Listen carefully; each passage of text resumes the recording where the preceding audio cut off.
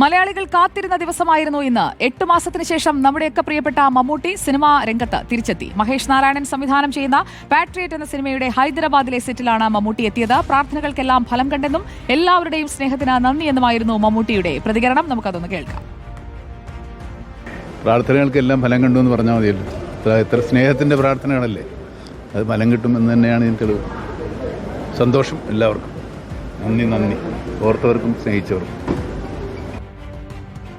അർജുൻ മട്ടന്നൂർ നമുക്കൊപ്പം ചേരുന്നു. Good evening Arjun Mattannur. കാത്തിരുന്ന ഒരു നിമിഷമായിരുന്നു ഇന്നലെ ചെന്നൈ വിമാനത്താവളത്തിൽ നിന്ന് പോകുന്ന മമ്മൂട്ടിയുടെ ആരോഗ്യമുള്ള മുഖവും അതുപോലെ തന്നെ അദ്ദേഹത്തിന്റെ വരവും അതൊക്കെയാണ് എല്ലാവർക്കും ഒരു സന്തോഷമുണ്ടാക്കിയതെങ്കിൽ ഇന്ന് അദ്ദേഹം ഏറ്റവും പ്രിയപ്പെട്ട ക്യാമറയ്ക്ക് മുന്നിലേക്ക് എത്തിയിരിക്കുകയാണ്. ഷൂട്ടിംഗ് എങ്ങനെ പോകുന്നു അർജുൻ? സുജയ, ഈ ഒരു നിമിഷത്തിന് വേണ്ടിയാണ് മലയാളികൾ കഴിഞ്ഞ 7 മാസമായി കാത്തിരുന്നത്. നിർമ്മാതാവ് ആൻഡോ ജോസഫ് പറഞ്ഞതുപോലെ ഡബിൾ എനർജിയോടുകൂടിയാണ് മമ്മൂട്ടി തന്റെ പുതിയ ചിത്രത്തിന്റെ ഷൂട്ടിംഗ് ലൊക്കേഷനിലേക്ക് എത്തിയത്. ഹൈദരാബാദിലെ ബസ് ഭവനിലുള്ള ഷൂട്ടിംഗ് ലൊക്കേഷനിലേക്ക് ഇന്ന് രാവിലെ 10:30 മമ്മൂട്ടി എത്തിയത്.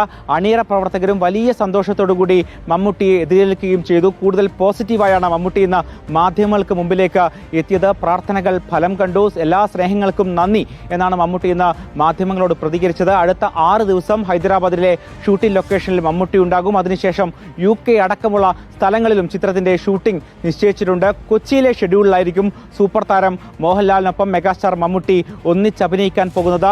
അടുത്ത വിഷുവിന് ഈ ചിത്രം തിയേറ്ററുകളിൽ എത്തുമെന്നാണ് പ്രതീക്ഷിക്കുന്നത്. മമ്മൂട്ടിക്കും മോഹൻലാലിനുമൊപ്പം ഫഹദ് ഫാസിൽ, കുഞ്ചാക്കോ ബോബൻ തുടങ്ങി വമ്പൻ താരനിരയാണ് ഈ ചിത്രത്തിൽ ഉള്ളത്.